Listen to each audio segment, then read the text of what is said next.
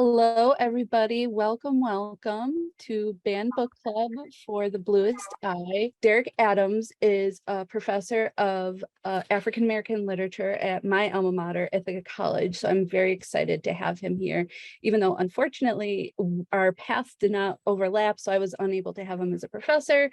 He is an avowed feminist, doting father, Star Wars loyalist, which we need to talk about at some point.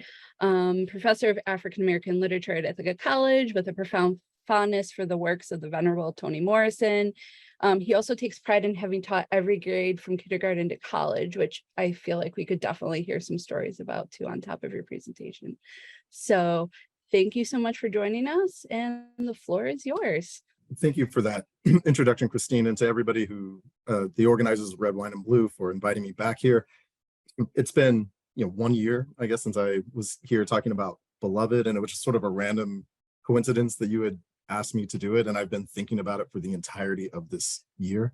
And I will say the bit about teaching every grade from kindergarten through college is something that will get folded into what it is I'm going to discuss, so maybe there will be questions about that. But I wanted to actually begin by discussing how I came to be interested in The Bluest Eye. The Bluest Eye was not actually the first book of Toni Morrison's that I read. I had read Beloved before I had read any of her other works, but The Bluest Eye was the first one that I had ever heard about. And I mention this because it ties into a question that I've been trying to ponder a bit more, which is, why is this book the one that makes it on all the banned book lists? A question that we will return to. But when I was in high school, many moons ago, in Central California, in fact, I was on a college prep track, which meant that I was eligible to participate in this like extracurricular reading program. And students who were in the honors track were required to be part of this extracurricular reading program. And so I, just was genuinely curious about the variety of things that were on there. And so I asked some of my high school friends who were on the honors track what books they were going to read.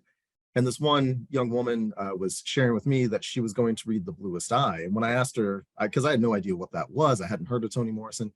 And when I asked her why she wanted to read that book, she said, because they're trying to ban it. They're trying to say that we can't read it. And I want to read anything that somebody tells me that I can't read. And so my curiosity was piqued. Like, what is this book that people want to ban? What is it about? And it turned out that what happened in this community that I lived in is that several people, I mean, it's primarily a conservative part of California, but several people had organized some sort of parents gathering. It's not a PTA thing necessarily, but they went around to every bookstore in our town, bought up every copy of Toni Morrison's books that they could, and then went and burned them in this bonfire in the middle of a neighborhood. And I was intrigued by this. It was something that was written about in the newspaper, and my friend had told me about this. And so, yeah, it always stuck with me. Oh, there must be something about this book that makes it, this thing that people want to attack or whatever else.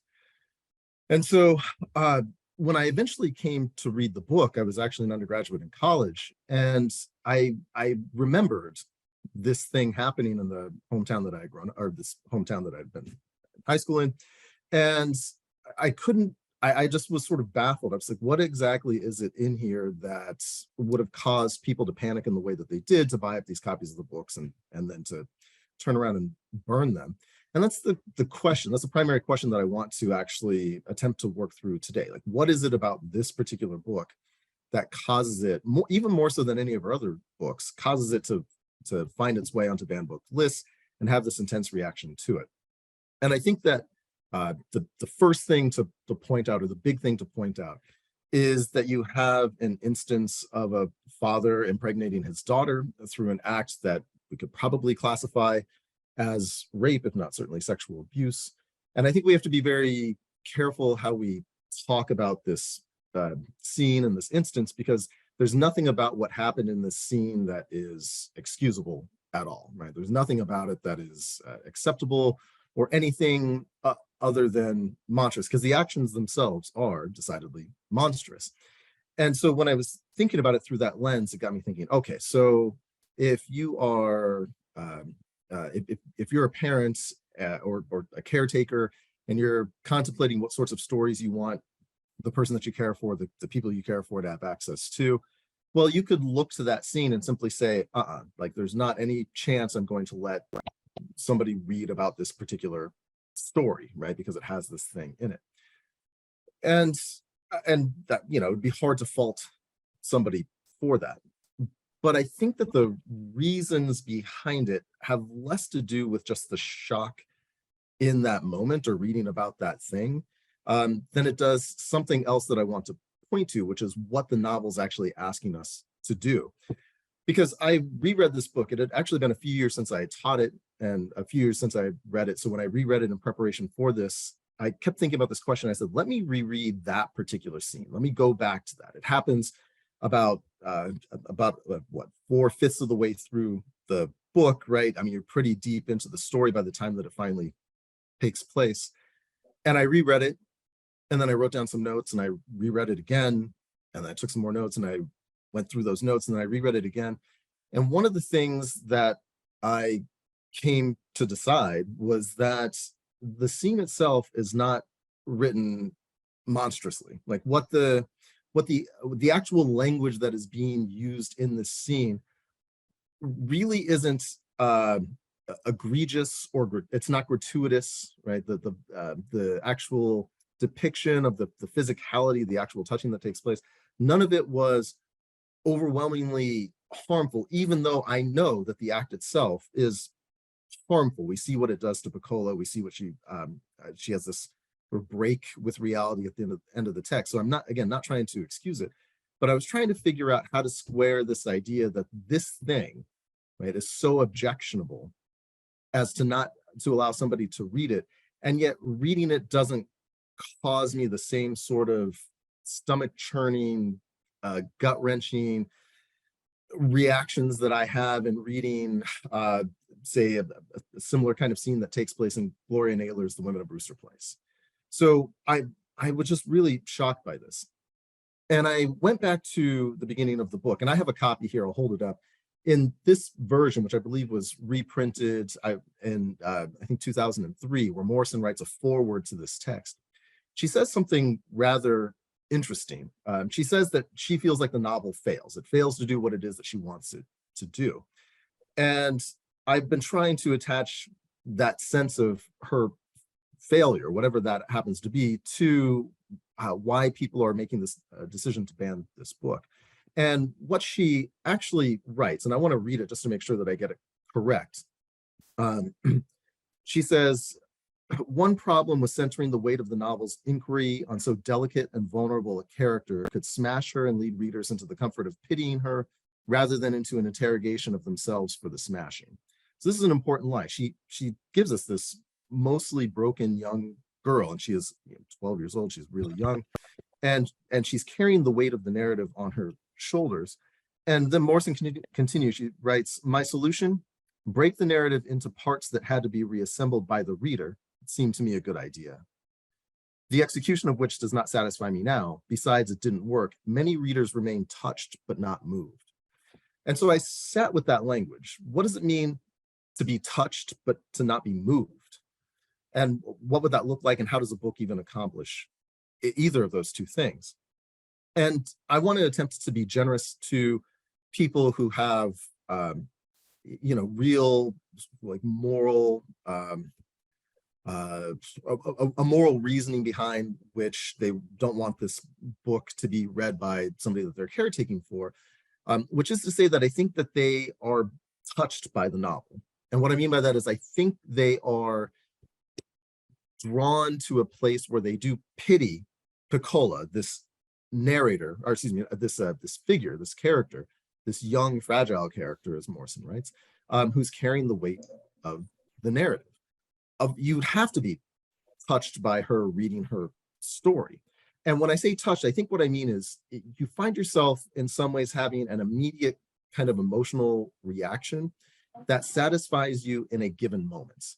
So if we are reading the story of Piccola Breedlove and we understand that her father has done this to her, well, we are probably immediately drawn to a sense of pity and sympathy. And that's an important thing.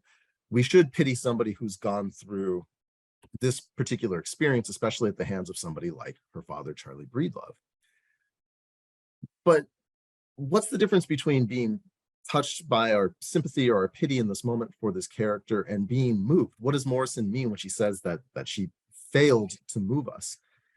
And I think the failure to move us is exactly why people are stuck on attempting to ban a book like this.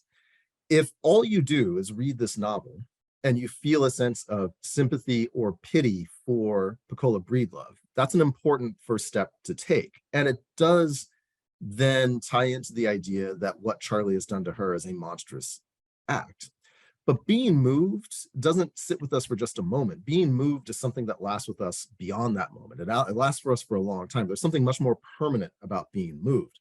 And I was trying to think about what this looks like in my own life. And I have two children who are now 13 and 11, and I'm a solo parent. So every Father's Day, they make me a card. It always says something to the effect of like, "Oh, you're the best father ever," this and that. And I'm always touched when I receive these cards, right? It's sweet, it's kind, it's endearing, and it lasts for really that day. The moment, the opening of the card, or what it would. I'll take them out to dinner. We have that moment to share, and I feel touched in that moment. But I feel much more moved when they come to me and show me that they love me because they are choosing to help other people, right? I'm moved when they make um, efforts to step out of themselves and go do things for other people, to volunteer or donate to a food bank, or when they help their friends through a difficult moment. I think those situations move me in a way that shows me that they love me because they've been paying attention to the things it is that I've been trying to teach them, that I've been trying to show them about who they are, who they can be in the world. And I feel moved by that. Those things sit with me. They stay with me for months and years. And I imagine in some instances it will stay with me seemingly forever.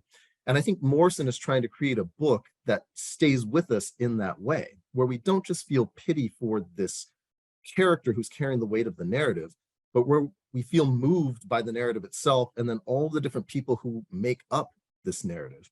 And to maybe try to highlight what I mean by that, I want to read just briefly another portion of this novel. And if you have the same page number as me, it's page 158 and 159. And this is right before the scene where Charlie sexually assaults his daughter. And I was really trying to work through this idea of what it means to fail. And Morrison, I think, is trying to write that failure here into the book. It reads, "The pieces of Charlie's life could become coherent only in the head of a musician. Only those who talk their talk through the gold of curved metal, or in the touch of black and white rectangles and taut skins and strings echoing from wooden corridors, could give true form to his life. Only they would know how to connect the heart of a red watermelon to the asafoetida bag, to the muscadine, to the flashlight on his behind, to the fist of money, to the lemonade in a mason jar, to a man called Blue, and come up with what all of that meant in joy, in pain, in anger, in love, and give it its final and pervading ache of freedom." And this moment here, where she's saying only a musician could do this, it's somewhat ironic because Morrison is not a musician, but like a musician or a composer, she's actually doing the very thing it is she says only a music, or that she writes, that only a musician can do, which is to tell the experience of this man who's about to do the single most egregious act in the novel, how he comes to do it.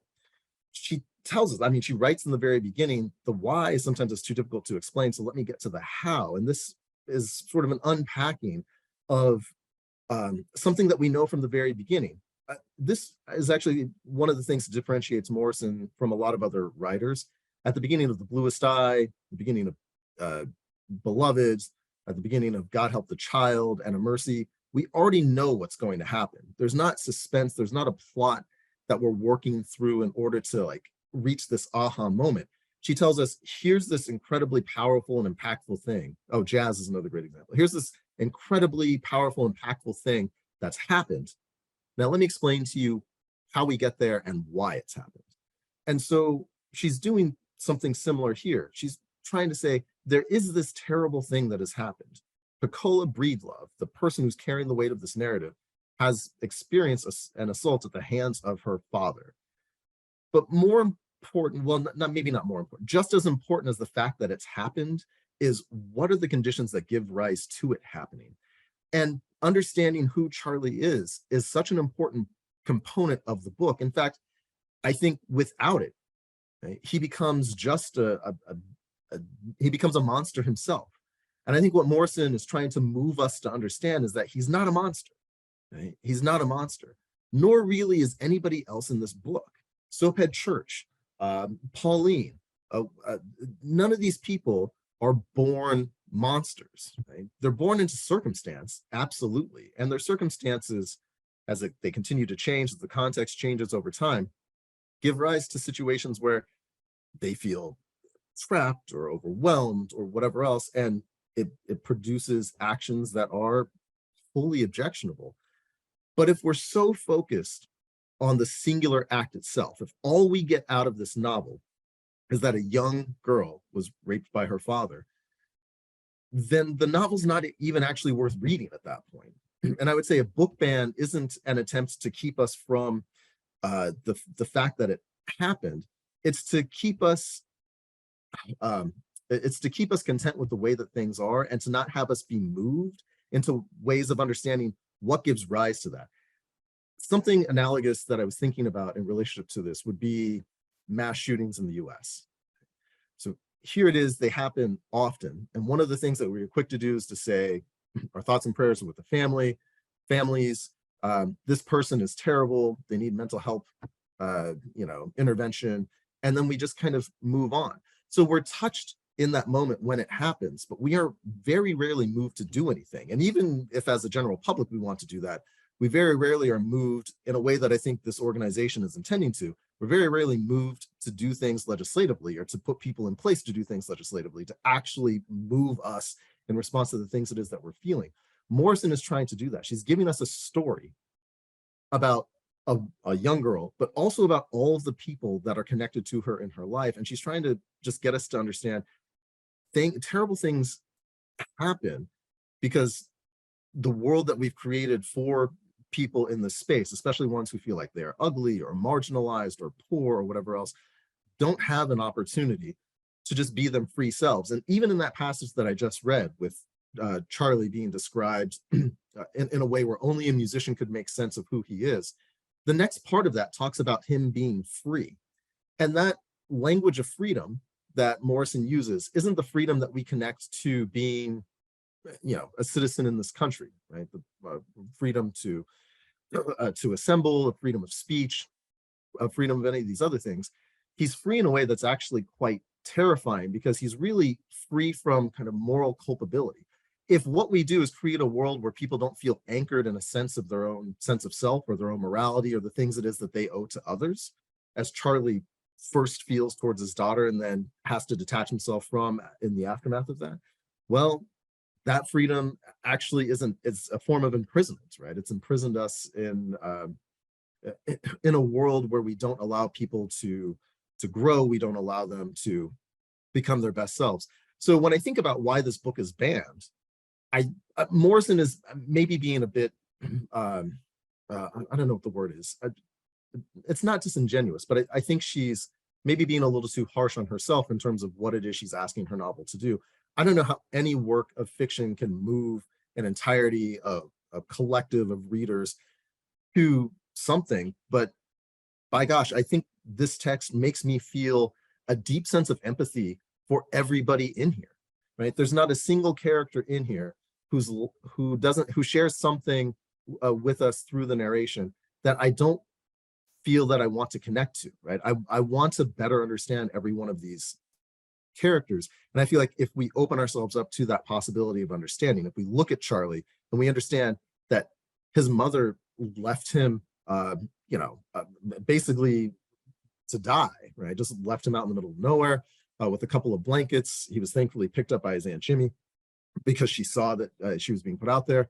If we think about his father being more interested in a craps game than he is in getting to know this person who claims to be his son, if we think about Pauline's upbringing and how that has shaped who she is, I start to feel a real deep sense of empathy. I feel moved by these characters because there's something alive about them that will sit with me for a long time. And I think this novel does a fantastic job of opening up the possibility for us to be moved by what it is that we're reading if we aren't solely focused on Bacola, who again does deserve our sympathy and does deserve our pity, but she's also more than our sympathy and our pity. Right? She is a character who has vibrancy, she has interest. If we think about how she engages with the other school children while she's at school, there are things about her that are worth knowing beyond just this thing that's happened to her. And it becomes really, unfortunately, reductive when people are attempting to ban this book because they say, oh, it's about a father who's raped his daughter. It's like, yes, that is a part of the book. But if you step into the book and that's all you're looking for, then you're missing out on all the other things that it has that can move you. Not just that thing that can touch you, but the things that can move you to have a much deeper empathy towards all of these characters that Morrison is breathing life into. So I think that there are several, you could pick any character out of here and sort of work through this. And again, it's not to say, it's not everything that I'm saying is not an attempt to excuse anything that happens in the book. It is a series of actions that I find really objectionable, but that's the surface, right? That's the thing that we're scratching at the surface. Beneath that surface, again, is the possibility for real human connection when we start to, maybe we aren't ourselves those musicians, but when we start to listen to the stories of Charlie and Pauline and Frida and Claudia and their parents and Piccola in ways that remind us that they are human beings and they are not just the sum total of the things that have happened to them.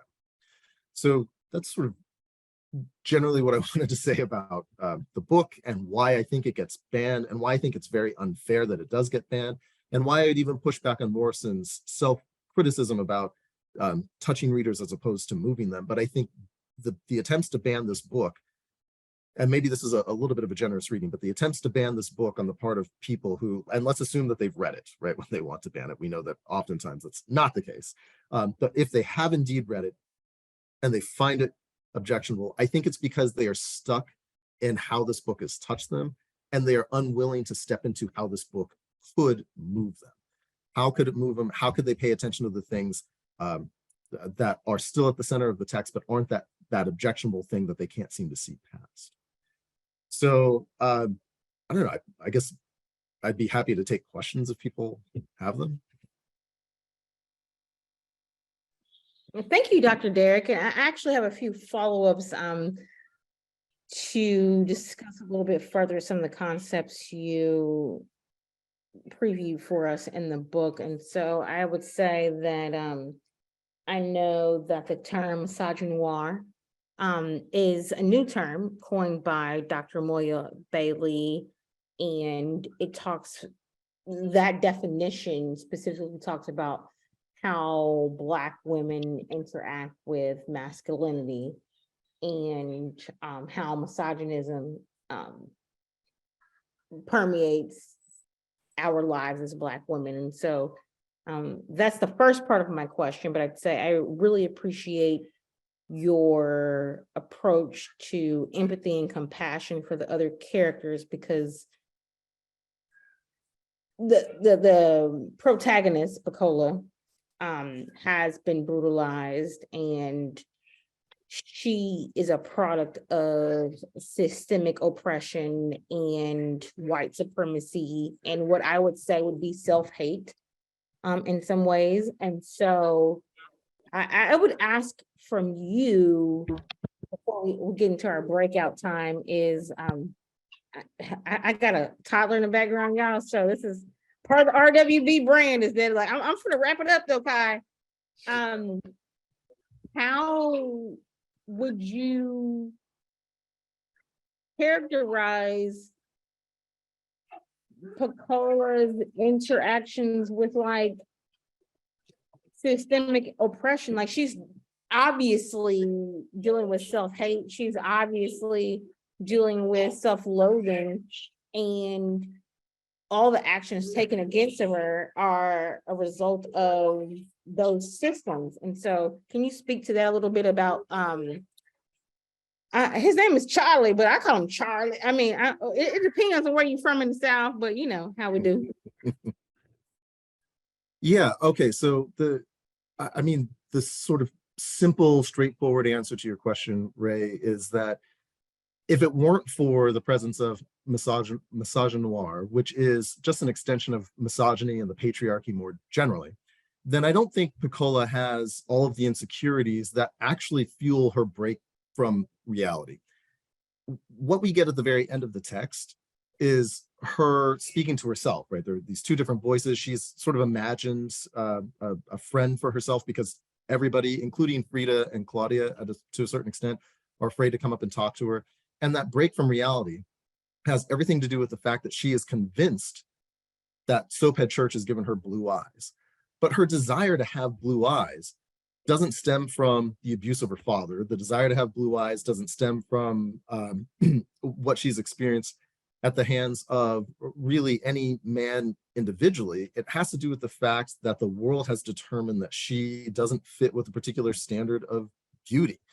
And to tie this in with Morrison's own personal narrative, and this goes back to the foreword that she's written in the copy that I have, she says that one of the kernels of the story was a conversation she had with one of her friends, a woman of color, who had said that she wanted to have blue eyes. And Morrison found herself really horror-struck by the idea that her friend would want this or would think that it is beautiful. And she imagined for herself what her friend might look like with that and just couldn't deal with that. And so this is sort of written into part of this text. And because of that, we can actually say it's always dangerous to conflate authors with characters that they create.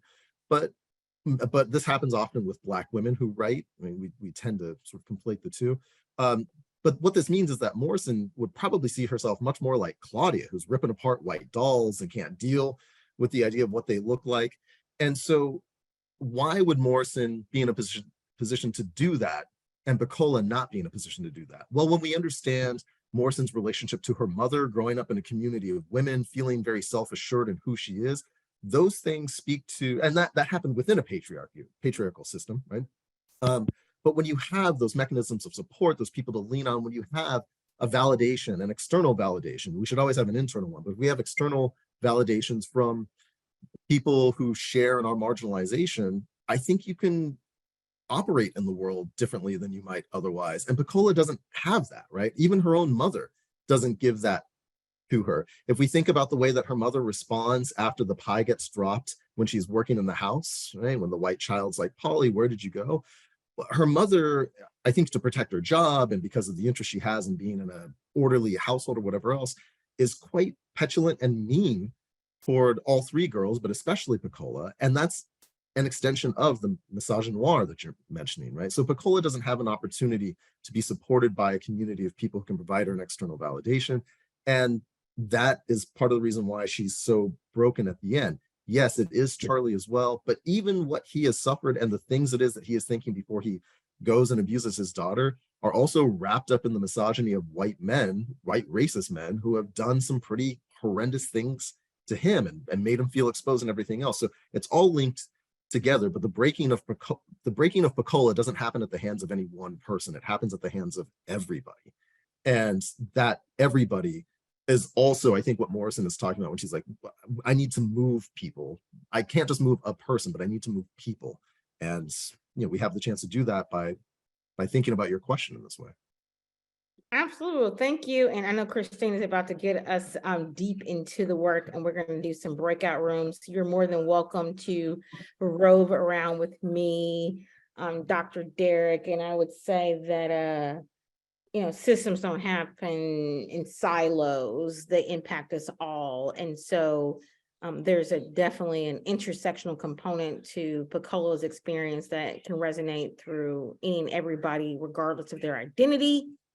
And I'd love to be able to interrogate this further with you because this is a heavy text. I read it when I was 15 and then 28, and now that I'm 39, and it's not an easy read because there are so many parts of it that are hard to get through, no matter what your experience is with sexual abuse or assault or racism or beauty. I feel like Pecola wrestles with white standards of beauty a lot, which we haven't had a chance to talk about it today. But Christine, let's go ahead and do the things. And Perfect. Thank you so much, Derek. We love having you.